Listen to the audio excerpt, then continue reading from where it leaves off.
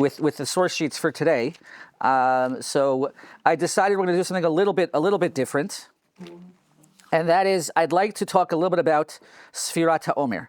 But I'd like to do it focusing on the actual bracha and the text that we say on Sefirat Haomer, because this is a tefillah class. So I'd like us to use the text of Sefirat Haomer as a jumping point. I'm just finding the text. In most Sidurim, you can find it right after Mariv.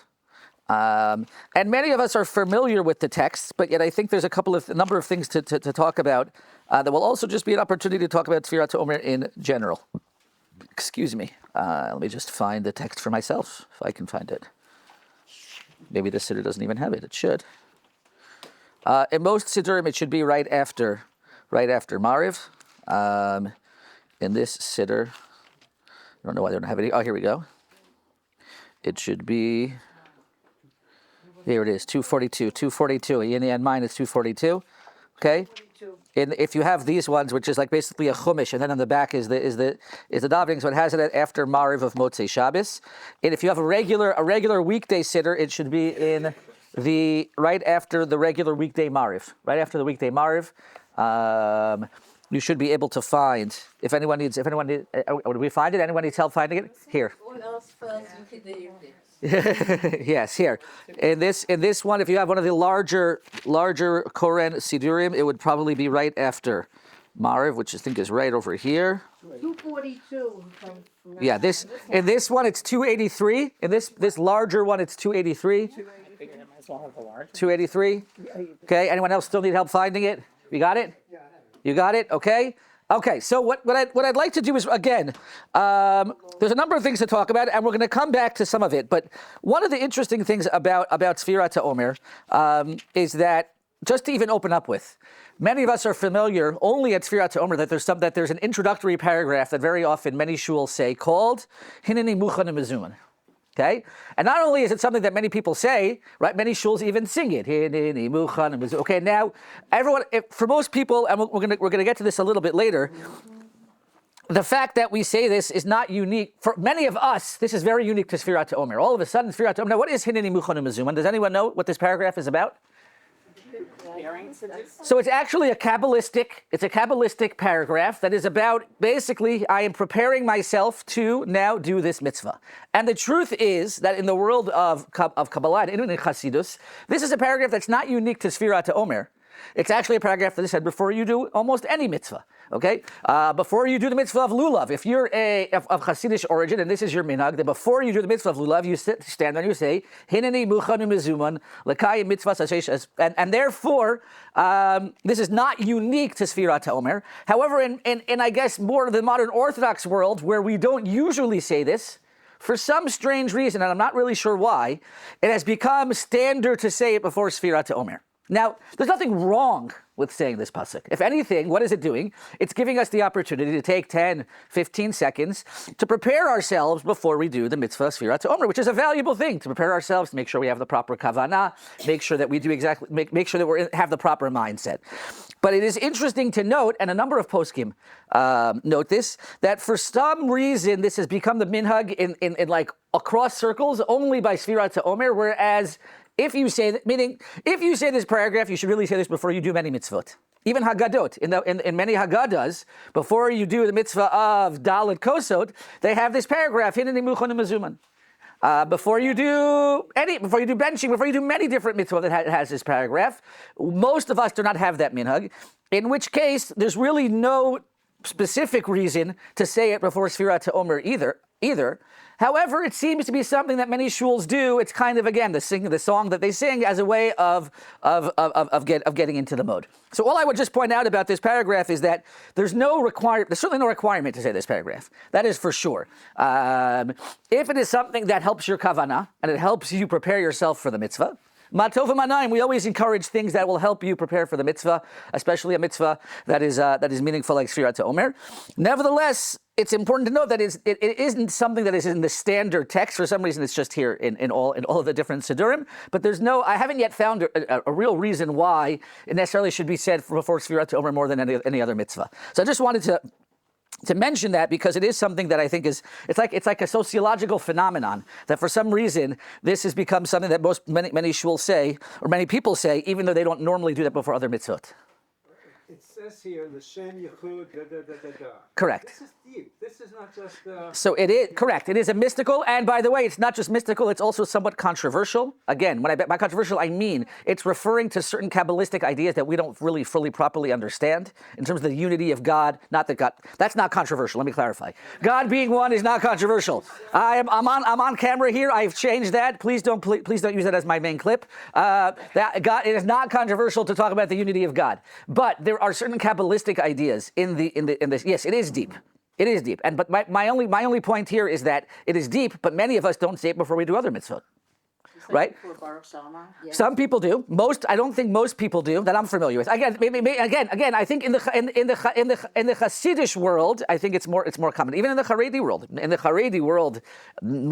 more Ashkenazi Haredi world, they don't say this. There's nothing wrong with it. Again, it's just not necessarily the minhag, and therefore there's nothing wrong with saying it.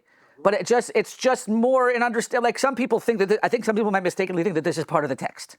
And what I'm just pointing out is there's nothing wrong with saying this. But if it isn't your minhag to say this before every single mitzvah that you do, then it's not necessarily something that you have to say now. Although if it helps you in your tefillah, matov v'manayim. The opener here, that Chamishach Choshmei Torah Mitzadot Nusach Ashkenaz. Yes, correct. That's what I'm pointing out, that it is a little bit unusual that even in the Minhag Ashkenaz, where we don't usually say this text before we do a mitzvah, nevertheless, here they put it in here. And yes, in Ashkenaz, which I think is interesting. Sorry, was there a comment or, yeah? I suggest two reasons, one prosaic, Please. one more mystical. One is because we sing this. It became a song. Yeah, although that's why it's become the minhag. Correct. But which one came first, I don't know, but yes. It became customary. Yes. You don't usually sing before. Correct. If you say it before lulav, you don't usually sing it. Correct. Here, everyone sings. So it becomes Correct. customary. Now that's the more prosaic. The more mystical is that the Haomer is based on the Sefirat. Correct. Based on the idea that we're approaching different levels of correct. Correct. I do believe that's part of it. As we're going to see, that's what I was going to suggest also is that when we get to the later part of the text that we say, there's other Kabbalistic elements to Sefirat Haomer that we mentioned, and it could be that because of that, that's why this has become part of it as well. That there's a Kabbalistic element to Sefirat Haomer that we might not fully understand, and that's what we're tapping into. Yes. There's also, I think, there's an Inyan of when do we fulfill the mitzvah of Sefirat Haomer every day, or only on the last count? At what point do we actually fulfill the mitzvah? Do we fulfill the mitzvah? I mean, this was my understanding, and perhaps this is a way of saying, hey, every day of this count is meaningful. Yes. Toward the attainment of what we're looking to attain. Excellent. We're going to talk a little bit about that today. I think what you're referencing is the fact that there's a machlokes. There's an interesting machlokes Rishonim whether or not Sefirat Haomer is 49 separate mitzvot or whether there's one mitzvah called Sefirat Haomer. That is an interesting machlokes in the Rishonim. Whether there's just one mitzvah, and one of the proofs to the fact that it really is 49 mitzvot is the fact that we say a separate bracha every single day. And it's a big discussion. So I think what you're trying to suggest is that by adding on this element, it kind of adds more meaning to the idea that we're saying it every single day. But let's take a step back for a second. Before we even get to some of the other details of the text itself, let's just talk about Sefirat Haomer itself. What is this mitzvah of Sefirat Haomer? Okay, the first thing that I think jumps out at us when we think about it is this is a mitzvah that's what? What are we doing? Counting. Okay, now this isn't a very common concept of counting. Where else does anyone know where else we have a mitzvah? Where there is such a thing as a mitzvah to count?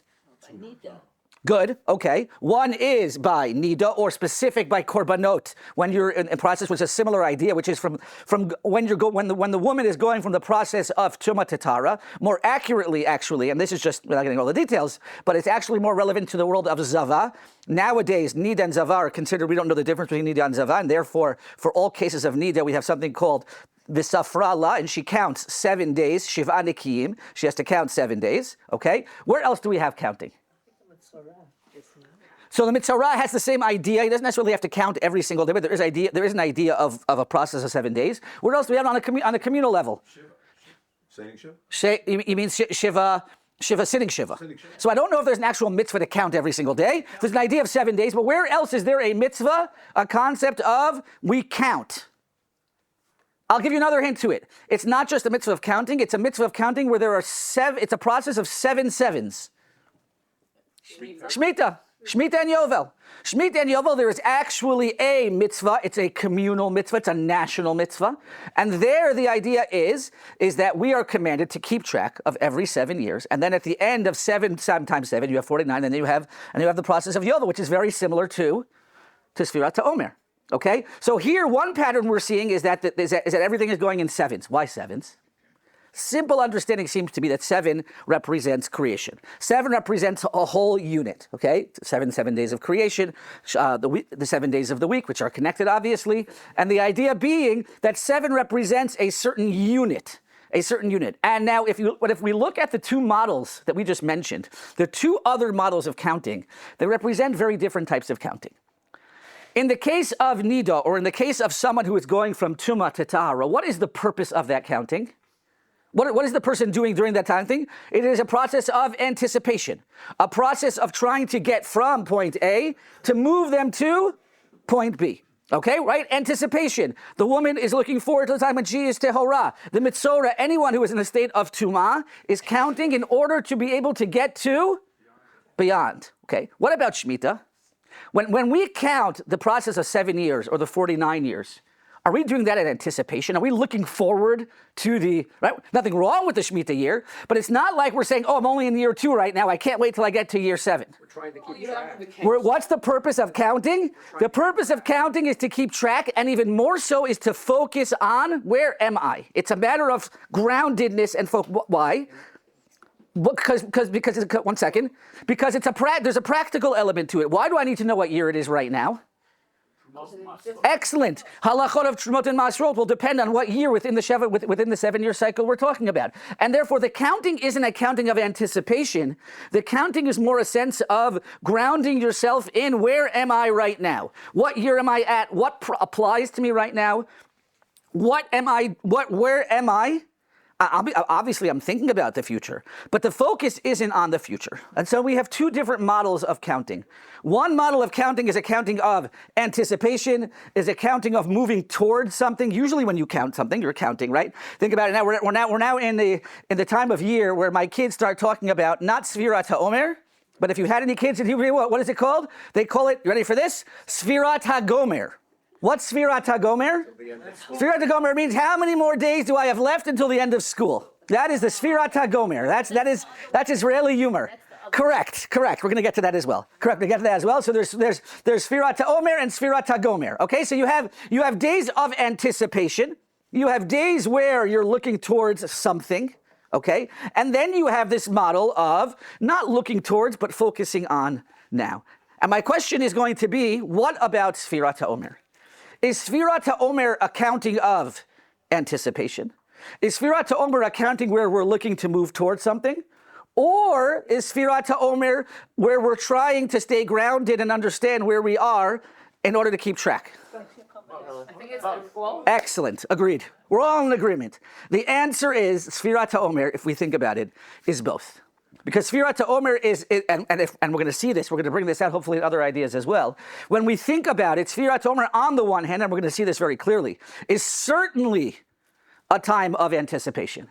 It is certainly a time where we're moving towards something, where we're commemorating OUisrael's journey from Egypt to Har Sinai, where we're talking about this process of purification, of OUisrael moving in a certain direction, looking towards, anticipating the time when they will be able to receive the Torah, when they will leave, according to Chazal, the 49 levels of Tumah, and be able to become a nation, and be able to be chosen by God. At the same time, it is not just that, it's also a time where we're meant to focus on every single day. And by the way, these 2 are connected, because it's very hard if you focus simply on your goal and you don't focus on the process, then you lose something. Right? So therefore, the idea that we're meant to use Sefirat HaOmer on both ways is certainly something that is very clear. And I think we see it by looking at those 2 other models of counting. But it's also very interesting to think about what we do when we count. Because when we count, what are we counting in Sefirat HaOmer? Days and weeks. Days and weeks. Okay? And this is based on the Torah. Right? This is based on the pasuk. The pasuk says, Sheva Shabbatot Tmimot Tiyena. And in another place it says that you're supposed to count 49 days. Why are we counting both days and weeks? Now, well, let's start with this. There's actually a fascinating machlokes rishonim. Also another machlokes rishonim, whether or not the mitzvah of counting days and weeks is one mitzvah together, or are they two separate mitzvot? One mitzvah to count days, and one mitzvah to count weeks. Most rishonim are of the opinion that we're talking about one mitzvah. The mitzvah is to count days and weeks. But there is a famous opinion of Rabbeinu Yerucham, who was one of the rishonim, and he says no, it's actually two different mitzvot. There's the mitzvah to count days, and there's the mitzvah to count weeks. And Rabbeinu Yerucham takes it so far as to say that were we to now be in the times of the Beit HaMikdash, and we would count, we'd actually be saying two brachot. One bracha on counting the weeks, and one bracha on counting days. Now we don't do that, obviously. We only make one bracha. And he suggests why, he'll get to why, we'll get to his opinion why. He actually says that because nowadays it's not mid-d'oraisa to count weeks. We'll get to exactly what it's an interesting opinion. But we have a machlokes whether we're supposed to count both, whether it's two mitzvot or one mitzvah, but everyone agrees that we count days and we count weeks. What's the value? Symbolically, what's the value of counting days and counting weeks? Think of what we've been talking about until now. What's the difference between counting days and counting weeks? Every day counts, so that's good enough. All right? As the line says, you should count your days and make every day count, right? That's like the classic shir title for Sefirat Haomer. Okay? Count every day and make every day count. But that's days. Why do I need to count weeks? What's the value in counting weeks as well? If I'm meant to focus every day on what I'm supposed to accomplish every day and move up one rung in the ladder. What do you mean? Progress. What? That every day is like a step in the ladder, and then you're at some sort of conclusion, and then you get on it. Excellent. And I heard you shout anticipation. So I think it's both. I think number one, it highlights what we were talking about before, the difference between focusing on one day versus anticipation. When you count weeks, you're counting a larger amount of time, and it's reminding you of where you're going to. But I think you could even say counting days and counting weeks gives you the perspective to look at things at different levels. When we're thinking about our goals for Sefirat Haomer, we should have daily goals, and we should also have weekly goals, right? We should have the smaller goals, the small goals which make up our life and what we're trying to accomplish every single day. But we should also have our weekly goals. We should also be taking a bigger picture in terms of our lives and what we want to accomplish. And so counting days and counting weeks perhaps symbolically reminds us that we're not simply supposed to be counting just every single day. What do I want to accomplish today? Which means I'm focusing specifically on the trees. Maybe it's also reminding that I should also be focusing a little bit on the forest. And on the larger type of goals that are weekly goals and not just the simple small goals. Now, very, very interesting, Rav Soloveitchik has an idea where he points out that Sefirat Haomer, there's another word we could have used that translates in English as count. There's lispor. Excellent. There's another word called limnod. What's the difference between limnot and lispor? So Soloveitchik suggests that limnot, when you think about limnot is something where you're counting, but all you care about is the end game. All you care about is the result. When we're talking about, for example, getting a minion, all that's important is at the end of the day, do I have 10 men or do I not have 10 men? How I get there, what happens during that process is less important. Lispor, when a person counts with using the verb of lispor means I'm focusing on every single part of what I'm counting. It's like counting gems, that every single one that you count is valuable. Every single one is meaningful. And therefore, when we're going through this process that we call Sefirat Haomer, the purpose is to not just count and try to get to the end game. That's also important. We don't want to forget that. But we also need to make sure that every single day is taken, the value of every single day, what we try to accomplish through every single day is something that is very important. I saw a question. Yes, or a comment. For a lecture on Sipur and the Haggadah. Yes. You say Sipur Yetzias Mitzrayim. You don't usually say Haggadahs. It's not just the telling. It implies passion. Yafeh. The idea of a Sipur is when you're telling a story, it involves much more than just talking. And so we see Yafeh. And in fact, I saw somewhere else that in the Torah, when the Torah describes the process of these weeks, it calls it Sheva Shabbatot Timimot. What's another word that we could have used if we wanted it to be complete? Shalem. What's the difference between, I have to stay over here. What's the difference between Timimot and Shlemot?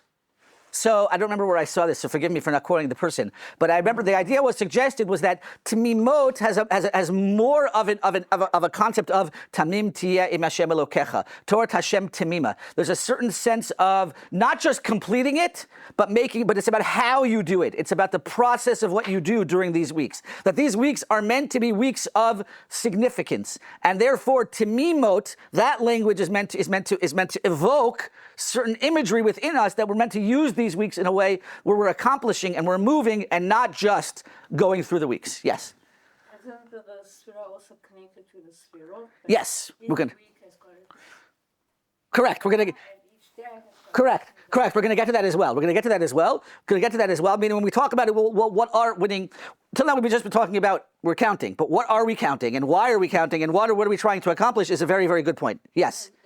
Limnot Yameinu Ken Hoda, and that seems to me to be signify every single day we have to count, like we have to see the chashivas of every day. I agree with you. I think the pasuk is an interesting pasuk. I think that doesn't fit in with Rav Soloveitchik's idea, but I think limnot in that specific case, yes, you're right. I think you're right. I think the message we need to be getting from all of this is always to be taking that into account. But I think the message here of Sefirah, of Lispor, is meant to highlight it here. Now, there's a fascinating other machlos before we get to kind of like, more understanding what we're counting and why we're counting and what this time period is meant to be. We've just been talking in theory about counting and goals and what are those goals. There's a fascinating machlokes as well regarding nowadays. Is Sefirat Haomer nowadays actually a mitzvah deoraisa, or is it only d'Rabbanan? Well, what's the machlokes based on? Well, if you look at the psukim, and when we talk about it, we say, what is Sefirat Haomer connected to?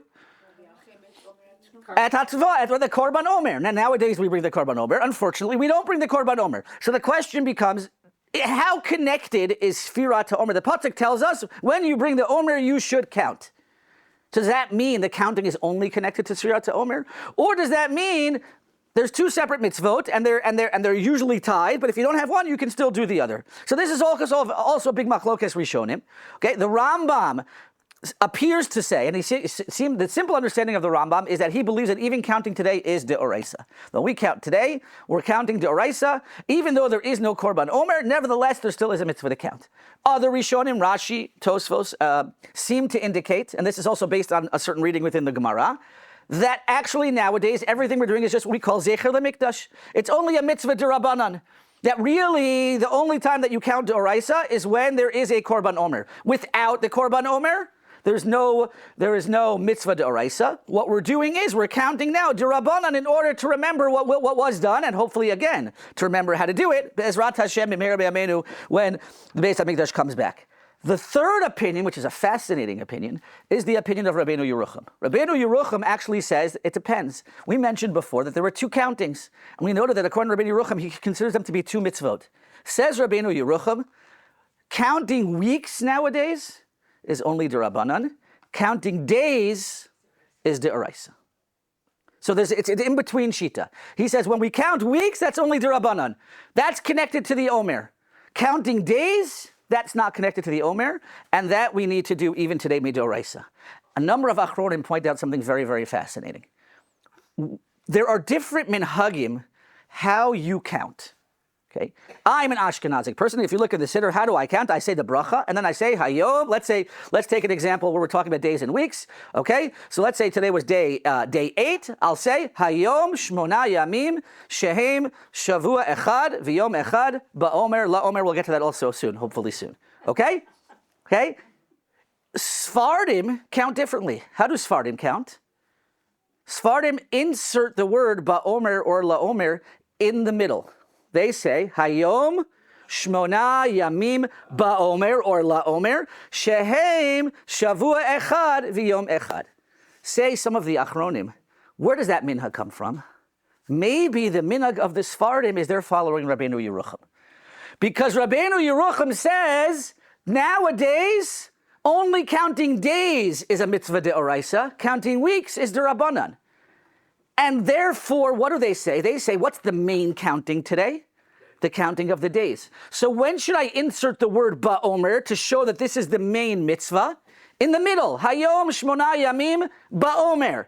And then I'll add, Shehem Shavua Echad V'Yom Echad. But that part is secondary, because that part is really only d'Rabbanan. And that's why they do it that way, whereas the Minhag Ashkenaz is to just put the word Ba'omer at the very, very end. Maybe we're following one of the other opinions. Maybe we're following the Rambam. So again, if you didn't catch that, it's a little bit nuanced, but it's a very interesting explanation for the different minhagim that we have of how to count. That perhaps the Sfardim who are counting based on Rabbeinu Yerucham that only counting days nowadays is midoraisa, but counting weeks is derabanan. Whereas those of us who are counting in the Ashkenaz, maybe we're following the idea that days and weeks are equal. Either they're both derabanan or they're both doraisa, and that's why we put the word Ba'omer at the end. Yes. Are women mechuyavot in Sefirat Omer? It's an excellent question. We generally assume that, I think, again, it's actually a big machlokes, whether or not you consider Sefirat Omer to be a mitzvah aseh shazman grama. It's a big conversation. I think we generally assume that women should try to do it, and that's why it's become something that, it's become more mikubal that they should try to do the mitzvah. I don't remember if we say that they're absolutely obligated, or if it's more something that, because it's a machlokes rishonim, they should endeavor to do. Well, With the bracha. Well, certainly if you're, meaning even if you held that women were patur, our minhag certainly amongst Ashkenazim is that even if women are patur, they make a bracha anyway. So certainly you should make a bracha, and I believe we encourage women to try to do it. It's a little bit more challenging because why is it easier for men? Because you daven marav with a minion. The best way to make sure that you're going to do well at Sefirat Omer is davening marav with a minion. Except that doesn't work if you make early Shabbos. That's where it becomes the biggest challenge. Because if you make early Shabbos, you can't count, and you have to remember it. Okay, but the Shavuot midoraisa? according to the other understanding, why would he say that Yamim? I didn't look at it inside. I believe it has to do with how he understands the psukim and the way the psukim. I think he says. I want to make sure that I have it correctly. That if you look at the psukim specifically link up the weeks in the pasuk to the Omer. That if you look at the psukim that talk about counting, right? Because the psukim talk about both counting weeks and counting days. And if you look at the psukim, the part that's usually more linked in the pasuk to the Omer is the counting of the weeks. And therefore, he suggests that only counting weeks is going to be linked to the Omer, and therefore it'll be D'Rabbanan nowadays because there is no Omer. Whereas days is again, that only fits in with Rabbeinu Yerucham's overall approach that these are two separate mitzvot, right? Because he views them as two. If you view them as one mitzvah, then there's not much to talk about here. And then either you say it's all D'Oraisa or it's all D'Rabbanan. Okay. Now, one other fascinating thing to think about, ladies and gentlemen, is when we talk about the actual language. We say, how does the Torah describe it? As usfartem lachem. There's another place where it says v'safarta lecha. Why sometimes does it use the language of plural and sometimes it uses the language of individual? Any suggestions? Maybe the optimal is to say it in a group of people as opposed to... So maybe it's, again, either the optimal is to say it as a group or the point is the balance. Perhaps the suggestion is that this is meant to be a communal mitzvah, or it's meant to be both, at times it's meant to be a communal mitzvah. It's something where we're counting as a nation. Again, when I say communal mitzvah, I don't mean that it's not upon everybody. It's a mitzvah that's upon every individual, and yet at the same time, it's a mitzvah that we do as a nation. Correct. Meaning, as we talk about remembering that the purpose of what we're going to be doing, we're going to be talking about it soon, is that the anticipation is a national communal anticipation.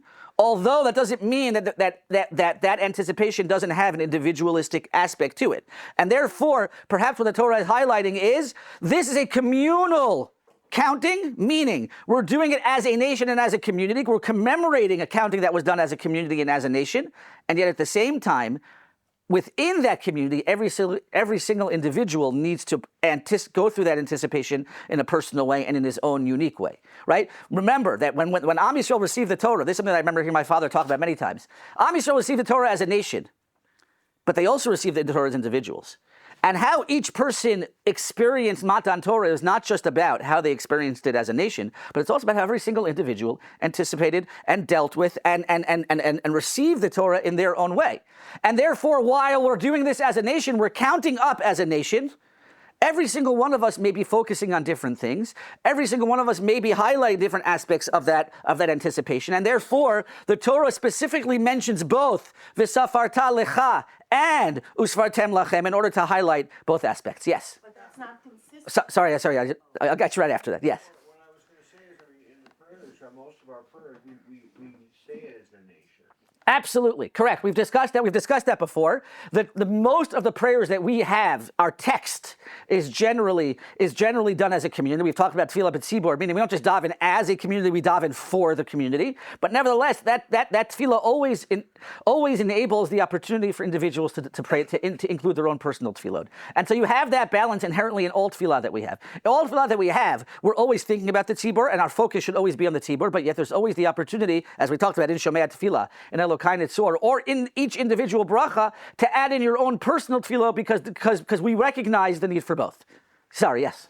That's not consistent with other mitzvot of the singular and the plural. For example, l'kachtem lachem. Yes, correct. What you're saying l'kachtem lachem. Why does it say lachem as opposed to lecha?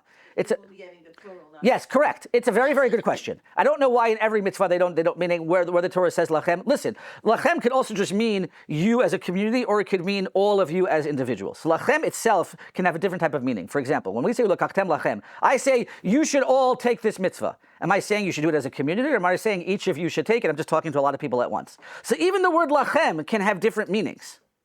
Okay, so what I'm trying to point out here is lachem, by highlighting lachem and lecha, it seems like what the Torah is doing is saying the lachem that I'm referring to is more of a group, and the lecha is highlighting the individual. Although you are correct that when the Torah tells me, when the Torah says l'kachtem lachem by let's say by lulav, it is talking to every individual because the word lachem can be understood in different ways. Yes. It's like the Shema. What do you mean? Well, you first start as an individual and then you repeat in plural, right? Which part of the Shema? Oh, you mean Shemona Esrei? You mean the Shemona Esrei? No. Oh, the Shema. V'ahavta. Oh, v'ahavta. Oh, that sometimes it's mentioned. Oh, you're right. Okay, I didn't understand what you meant. Yes, yeah, true, correct. I think again, we never really. Again, the psukim are. Why certain psukim are mentioned in the plural and other psukim are mentioned in the singular is a fascinating question, and I don't think it's 100% clear. And again, this is just one suggestion as to why the Torah does mention both. Yes. Thank you. Doesn't it depend, as you pointed out, that because when the Torah was given, and later when we had the Beit HaMikdash, that was tied to the Korban Tzibur, tied to the Omer. It was tied to the Omer. So it would have to be written in the plural, Svatam Lachem, because it was completely tied to something. Yes, agreed. Yes, correct. So you can say the same thing about Sukkot, for example. Sukkot, when you're taking the lulav, it's tied to the idea of aliyah laregel. It's tied to the idea that you have to do something but tzibur. You can't. There is an individual mitzvah upon you, right? But it's tied to something greater. While there are things like tefillin, for example, where you take it for yourself. It's correct. I think what she's highlighting. You're 100% correct. By the way, I think that you're right. That usvartem lachem is a reference to number one, the korban tzibur, but it's also a reference to, as we're going to talk about soon, what was the counting? What were they doing? They were counting as a nation towards something specific. So then, why add the safarta lecha? Perhaps it's just to add and to recognize and to reference the fact that there is still an individual process going on here. With regard to lulav and etrog, the mitzvah of lulav and etrog is not necessarily. I mean, it's a whole debate, but it's not necessarily related just to aliyah l'regel. It was a mitzvah that you did independent of aliyah l'regel. So I think there the lachem is meant to be talking to a community of individuals as opposed to as a nation. You can't take it on a non-Sukkot. Correct, that's true. It's connected to Sukkot. Yes, one more and then we'll move on. Yes, please. Because if I miss counting a complete day, I cannot count anymore. It's not that I can sort of piggyback on Other people's. It's an excellent point. The answer is yes and no. So the reason why nowadays, and this is more of a technical point, the reason why nowadays we say that first of all, you can count. Okay, don't forget. Meaning, when we say you can count, you just can't count with a bracha. Okay, and it's important to know that that's a technical point. The reason why, if you miss a full day, you can't count with a bracha is simply because we mentioned earlier that there's a machlokes rishonim whether Sefirat Omer is all one big mitzvah or it's 49 individual mitzvot. And if it's one big mitzvah, then if you miss one day, then you can't necessarily. Now, so because of the rule of safek brachot lahakel, that whenever we're not sure whether to make a bracha, we don't want to invoke God's name unnecessarily, and therefore we always go on. We generally err on the side of caution. If it's a safek whether to make a bracha or not, we don't make the bracha. So you still should count. It's important. I think some people have the misnomer that once you don't make the bracha, like what's the point? No, the mitzvah of no. It's okay. No. I'm sure you understood it. I just want to make sure that it's clear. If you miss it, you definitely should still be counting because that is still that meaning according to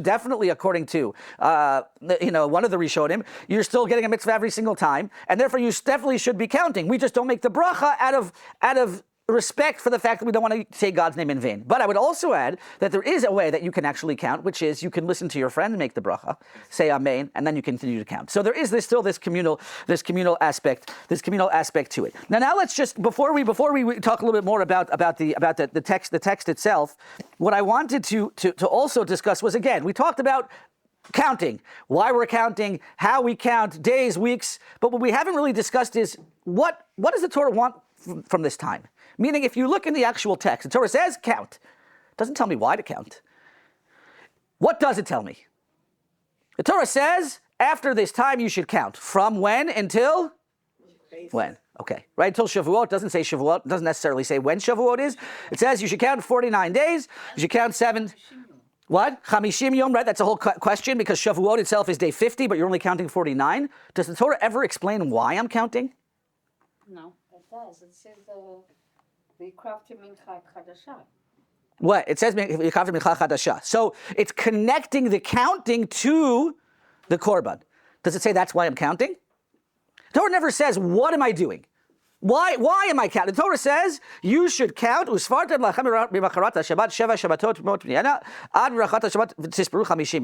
to count from day this to day that. And it does mention that there is a korban omer that begins the counting, and there is a special korban on Shavuot called the korban shtei alechem that is represented by the end of the counting, but it doesn't tell me why.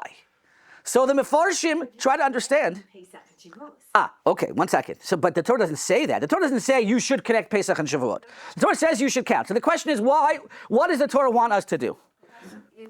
Excellent. So I think there's a number of different explanations here for why we're counting. Okay, if you look at some of the more classic Mefarshim, so they highlight more the korban piece. They say, why am I counting? It's not necessarily about the Chag of Pesach and the Chag of Shavuot, which we're going to get to soon. But rather what it's about is you're connecting the Korban Omer and the Korban Shtei Alechem. Or, more specifically, and this is said by the Rashbam, by the Ramban, and by Sforno, it is, what does the Korban Omer represent? The harvesting of the barley. What does the korban shtei alechem represent? The harvesting of the grain, wheat. Exactly. So you're now during these, what are these 50 days? They're connecting the two biggest harvests. Why are these days important? Because these are the days when, based on how the success of your financial future is going to depend on how this harvest goes. Why am I counting? According to some of the Mefarshim, this is what the Sforno says. I'm counting because I'm really nervous right now. These 50 days, the barley harvest and the grain harvest are key to if we're an agricultural society, the key to our success is going to be these 50 days. So why am I counting? It's both a thanks to Hashem for the barley harvest and a tefillah to Hashem for the grain harvest, the wheat harvest. So and Avedram takes it even farther. He says, you know what this is about? The farmer's going to be so busy harvesting right now. What are we afraid he's going to forget about? His spiritual sense of self. Shavuos is coming up. He's going to need to be Ola Regel. We're afraid he might forget because he's going to be so busy dealing with the harvest. So what do? We say count every single day. Make sure you keep track of where you are so that when you get to Shavuot, you know what you need to do. And so the message here is a message of not getting caught up in our physical needs, our financial needs, but making sure that we focus on our spiritual needs. That's one interesting idea. Yes? But also barley is the animal food. True. We let Mitzrayim. Good. Correct. So some point that out as well, which is the next thing we're going to send. The other explanation, the simplest explanation, which some of you are saying, why did I even ask the question? It's so obvious, which is, what is Sefirat Haomer about? Sefirat Haomer is meant to connect Pesach to Shavuot. Now, why are we connecting Pesach to Shavuot? By the way, the Ramban has a fascinating comment. The Ramban compares Sefirat Haomer to Chol HaMoed, Pesach, and Shavuos. What does that mean? He basically says the following. He says, if you look at Sukkot, he says, what's another name for Shavuot? Atzeret. Well, there's another Atzeret. What's the other Atzeret we have in the Jewish calendar? Shmini Atzeres. So Sukkot and Shmini. So if you look at Sukkot has Chag on the beginning, Chol HaMoed, and then it has an Atzeres. Says the Ramban, Pesach also has an Atzeres. Pesach starts on Pesach. What we call Chol HaMoed is just the beginning. Then all of Sefirat Haomer is Kechol HaMoed. And what's the end of Pesach? Shavuot. Shavuot is really just the end. And so Sefirat Haomer comes to tell us that we shouldn't look at Pesach by itself or Shavuot by itself. They're really two sides of one long process. Now, what is this process? So we all know, this is what you were mentioning before, according to Chazal, the simple understanding is, historically, what process were Am Yisrael going through from Pesach to Shavuot during those 49 days? The Medrash tells us that when Am Yisrael were taken out of Egypt, they were on the 49th level of Tumah, not the 50th. If they had gone to the 50th, according to that Medrash, then maybe God wouldn't have taken them out. And so these 49 days represent a purification process. Remember, we talked about purification, anticipation. This fits in with the idea that Sefirat Haomer is an anticipation. Am Yisrael were removing themselves from the Tumah of Mitzrayim, moving towards the holiness of Chag Matan Torah. So what are these 49 days according to this understanding? Just like Am Yisrael, every single day, according to that Medrash, we're moving on a higher level. Every day they continue to proceed to a higher level towards Matan Torah. So too, that is the process that we are going through. That fits in with what you were suggesting, which was, you mentioned that the barley, the korban omer was brought from barley, which is animal food. Some people point this out.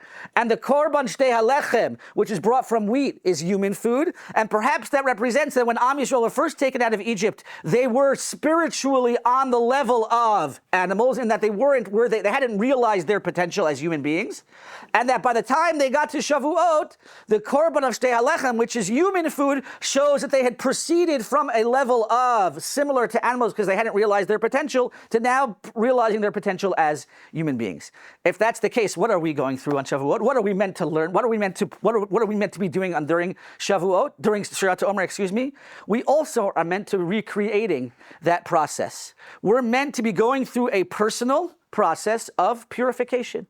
We're meant to remember that as we move from Pesach to Shavuot, we need to be working every single day on purifying ourselves, on spiritually bringing ourselves to the moment that when we get to Shavuot, it should be once again, if we do it right, a process of a personal reacceptance of the Torah.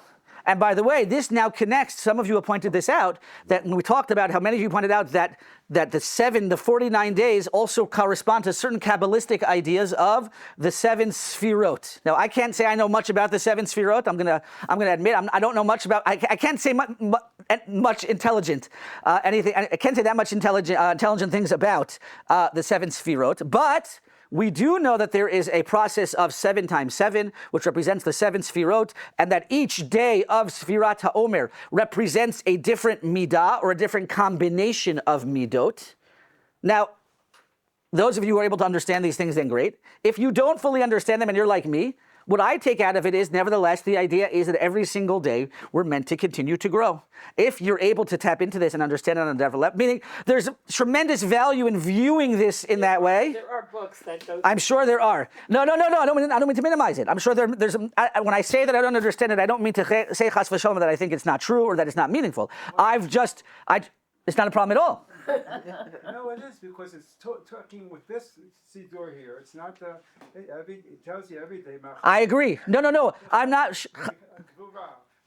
No, all I'm saying, and I don't mean, I apologize if it sounds like I'm minimizing it or discredit. All I mean is I don't really understand what I mean when I say that this is Yesod Shebetiferet. I'm not saying that I fully understand what the concept of Yesod is from a Kabbalistic idea. I agree. That's why Or Tiferet. very practical. Wonderful. So my point is simply that I don't have much to add to that conversation, but I encourage you all to tap into these ideas in any way that you can, because the more that you can use this time to be a time of growth, whether it's by gaining a better understanding of these Kabbalistic ideas or not, that still is a beautiful and important idea that this is a time of growth. Just because of, they've been on us to make sure that we end on time to give you guys a break. So I'm not going to take questions for now because I want to just finish a couple of points. I apologize, but I'm happy to take individual questions. I'm sorry, that's also something I do.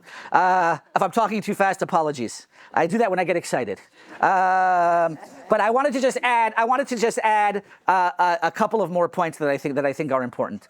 If we connect Pesach to Shavuot, it's not simply about this process of purification. What this also reminds us is that what we celebrate on Pesach and what we celebrate on Shavuot are not able to be separated. Okay? And very often, sometimes on Pesach, we focus specifically on our physical survival, on our physical redemption.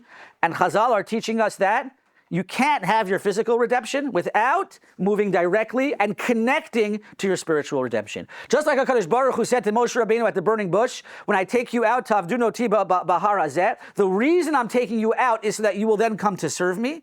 Right? We didn't just go from being slaves to being free. We went from being avadim to being avdei Hashem. And so the purpose of Sefirat Haomer is to remind us of that process. Is for us to not think that we left Egypt just to be free, but to remind us that we left Egypt in order to serve HaKadosh Baruch Hu. And you cannot separate leaving Egypt, what we celebrate on Pesach, from what we celebrate on Shavuot. But it also teaches us something else. It also teaches us, forgive me, I just want to make sure that so this is just something interesting. We'll leave that for now. But it also teaches us, it also teaches us the following idea. As much as Pesach must be followed by Shavuot, it also teaches us that you can't have a Shavuot without first having a Pesach. You can't have a receiving of the Torah without first going through the process that we went through in Egypt, without going through the process of growth of what occurred when we became a nation, the leaving of that. A person can't serve HaKadosh Baruch Hu spiritually unless physically he feels that he is in a place where he can do so. And so Sefirat Haomer has so many really beautiful messages that come from it, in terms of the concept of counting, the concept of counting weeks and counting days, the concept of counting towards as a form of anticipation versus counting as a form of focusing on the day, on every single day, counting days and counting weeks. Is there a mitzvah to count? Are they two separate mitzvot, counting weeks or counting days, or are they one mitzvah? There's a lot that we talked about today.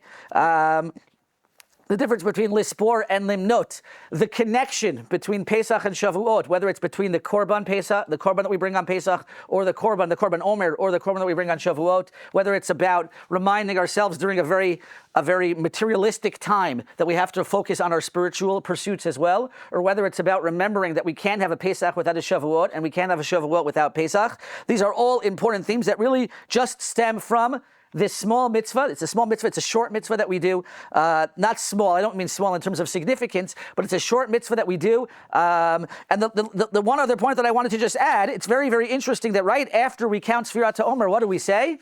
Harachaman. Why now? We would like this to be all gone. Because we've just talked about how so much of Sefirat Haomer has shifted because of the lack of a Beit HaMikdash, and therefore every single evening we remind ourselves, I'm not doing this mitzvah fully. And because I'm not doing this mitzvah fully, we dive into HaKadosh Baruch Hu to be able to do this mitzvah fully. And then, by the way, right after that, there's a minhag. Some people, not everyone says this. There's a parak of Tehillim. The parak of Tehillim is all about a tefillah to Hashem, that the whole world, that He should bring the world to a state where everyone will recognize HaKadosh Baruch Hu's greatness, and everyone will recognize that He is the King. Again, it's part of that tefillah of HaKadosh Baruch Hu, please bring us the Beit HaMikdash and bring us to a state where everybody will recognize Hashem Echad U'Shmo Echad. And then the final two paragraphs that we say really more tap into the Kabbalistic idea.